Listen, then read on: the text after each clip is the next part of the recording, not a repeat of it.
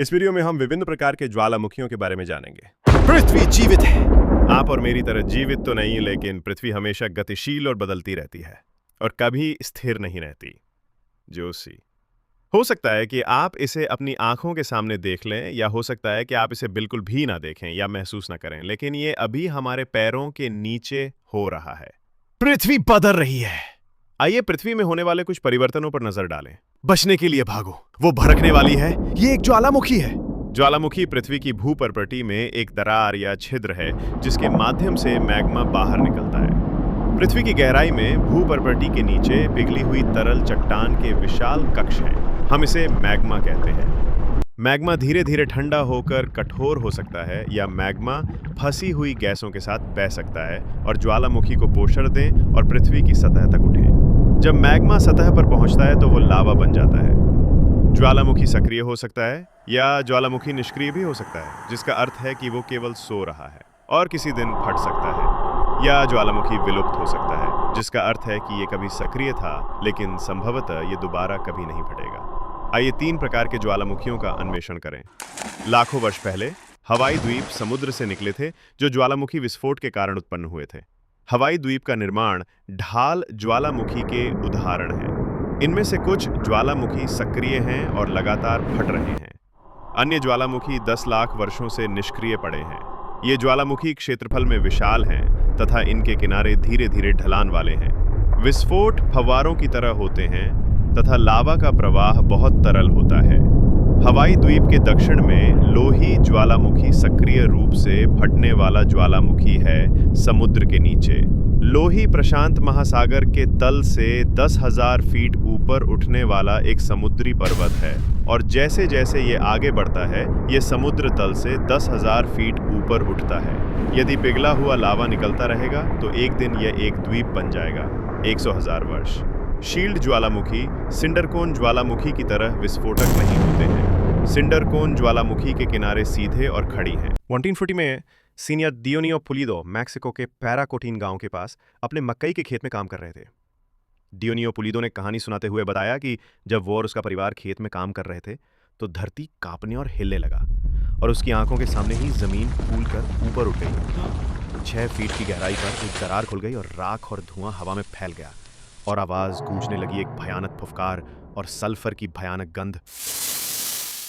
घने धुएं के कारण डियोनिसियो पुलिदो अपने परिवार को नहीं ढूंढ सका। वो गांव वापस गया और पाया कि वे सुरक्षित और स्वस्थ पहुंच गए हैं। उसके बाद के दिन, सप्ताह और वर्ष ज्वालामुखी 1300 फीट या 396.24 मीटर से अधिक ऊंचा होकर गर्म गैस से उगलता रहेगा। हवा में धुआं और राख फैल गई। सभी को वहां से निकालकर दूसरा घर ढूंढना पड़ा।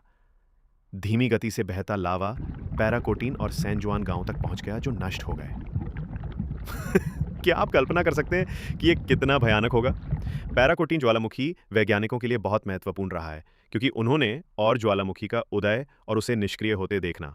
और यद्यपि एक सिंडरकोन ज्वालामुखी भयानक हो सकता है, लेकिन ये ज्वालामुखी के तमाशे के सामने कुछ भी नहीं है, जो कहीं अधिक शक्तिशाली, कहीं अधिक भयानक, कहीं अधिक डरावना और कहीं अधिक विस्फोटक हो सकता है।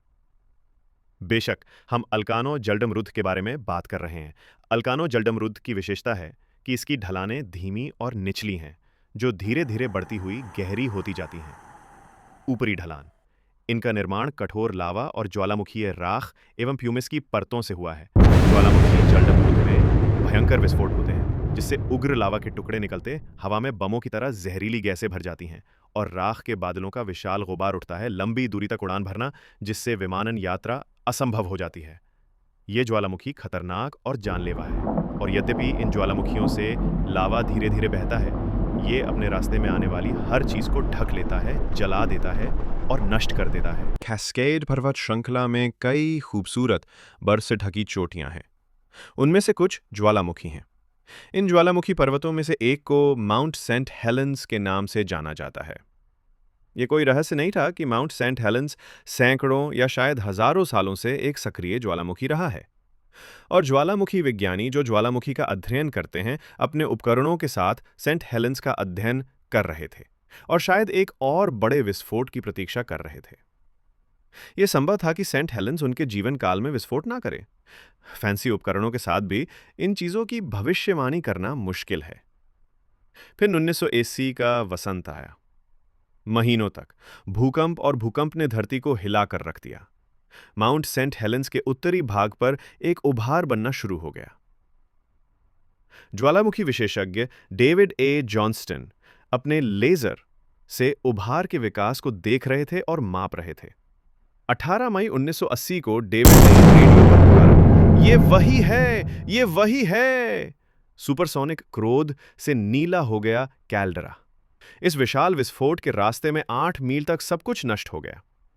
डेविड ए जॉनस्टन ज्ञात अमेरिकी इतिहास में सबसे विनाशकारी ज्वालामुखी विस्फोट के रास्ते में ही डेरा डाले हुए थे। 250 घर, रेलवे, पुल, राजमार्ग सब खत्म हो गए। क्या माउंट सेंट हेलेंस फिर से फट सकता है? क्या आप इंतजार करेंगे और देखेंगे? दुनिया में लगभग 1500 संभावित सक्रिय ज्वालामुखी हैं। 169 संयुक्त राज्य अमेरिका में है। क्या आपके आसपास कोई है? कई ज्वालामुखी प्रशांत रिम के साथ स्थित हैं, एक ऐसा क्षेत्र जो दक्षिण और उत्तरी अमेरिका, अलास्का के अलेउतियन द्वीपों, जापान और फिलीपींस, इंडोनेशिया, न्यूजीलैंड और दक्षिण प्रशांत के द्वीपों तक फैला हुआ है। प्रशांत महासागर में इस मार्ग को रिंग ऑफ फायर के रूप में जाना जाता है। लाखों वर्षों से हमारी पृथ्वी फटते हुए ज्वालामुखियों से जीवंत है। हमने जिन लोगों की खोज की है और इस महीने के अलावा सबसे भयावह और बहुत विनाशकारी हैं पोम्पेई का माउंट वेसुवियस, इंडोनेशिया में क्राकाटोआ और आइसलैंड में ज्वालामुखी परिसर, और येलोस्टोन नेशनल पार्क के नीचे पिघले हुए मैग्मा के विशाल कक्ष हैं, जो एक दिन हम सतह पर आ जाएगा और अब तक का सबसे विशाल सुपर ज्वालामुखी बन जाएगा।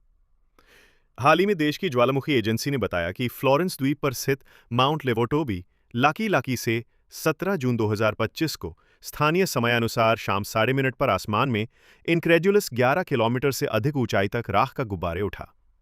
इंडोनेशिया प्रशांत महासागर के रिंग ऑफ फायर पर स्थित है, जहां टेक्टोनिक प्लेट टकराती है, जिससे अक्सर ज्वालामुखी गतिविधि के साथ साथ भूकंप भी आते हैं।